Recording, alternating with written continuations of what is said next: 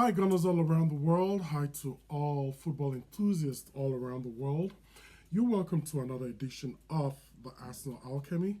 And, you know, today is a kind of gloomy day if you're an Arsenal fan, with the news that Kai Havertz is injured and possibly out for the season.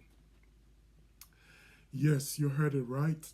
Kai Havertz, the report reaching us is that he tore his hamstring in Dubai and while training, and it's not looking good. It's not looking good at all. Even with Kai Havertz in the squad, a fully fit Kai Havertz in the squad, it was looking bad. It was looking very, very bad. Now you can imagine what it's looking like, with our only recognized top number nine, our only recognized number nine being injured. Don't forget that during the match against Newcastle, Martinelli got an injury.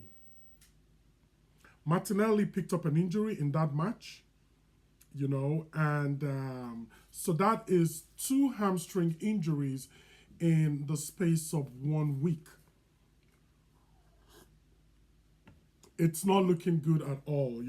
At this stage, we even the most optimistic Arsenal fan will throw in the towel and agree that at this stage, we can't. Our season is almost over. It's just about over. I'm going to run through some points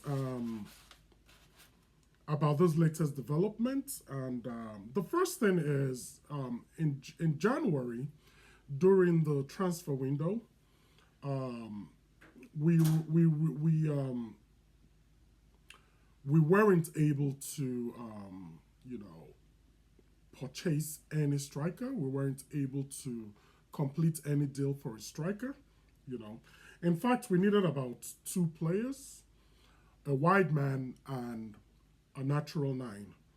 The rumors we heard is that the owners didn't want to get any other person on the wage bill.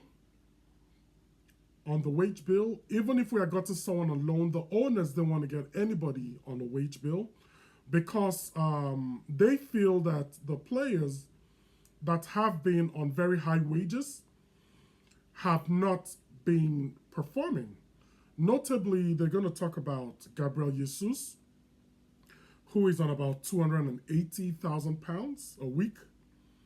And don't forget, while he had some cameo performances, he has not really been maverick this season.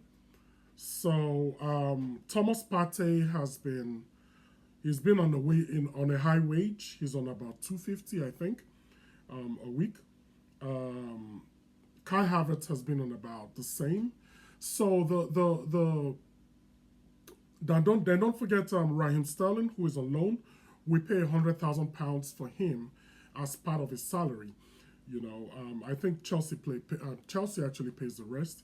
So that is what we heard. They didn't want anybody coming and attracting a high wage, and they have to pay more money every week. Like we said, these are more of businessmen than actual football people.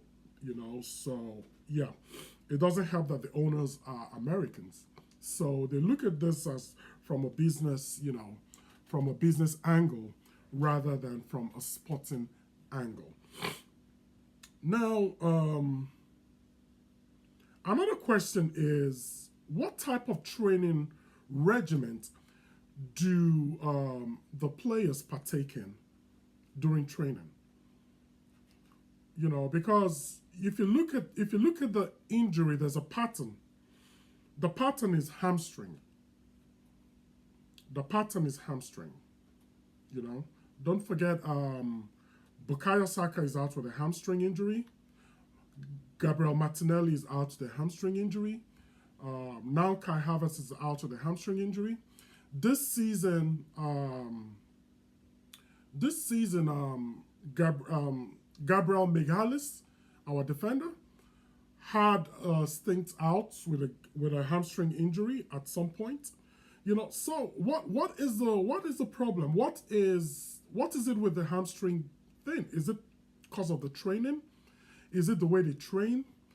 Is there too much emphasis on, because most of this are muscular injuries. Do they overwork them in training? you know. And it's no surprise that the players that have been impacted by this injury have been the players that have played the most. We remember Saka playing the Euros, playing almost every game in the Euros, coming back, he didn't have enough rest, coming back for Arsenal, had to play almost every single game. So Kai Havertz, the same thing. Martinelli, you can argue the same thing. Martinelli's work rate, people often criticize him for lack of goal scoring, but if you look at what he does, he plays the attacking and he tracks back. He's our best tracker he's the best tracker we have in that squad. His defensive output on the team is second to none. Nobody works as hard as Martinelli. Nobody. Martinelli is a big reason why the left side of our formation is not easy to penetrate, because he is very, very hardworking. He tracks back. He also takes on defenders. He runs, and most of the games they play 90 minutes. So it's no wonder why this hamstring thing came onto him as well. And I really don't know what we're going to do. But right now, we're going to look into the possible options we have. The possible options could be free agents.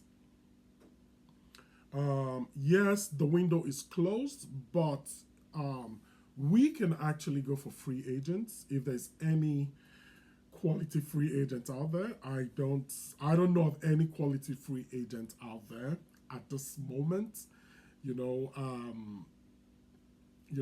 But right now, we can argue that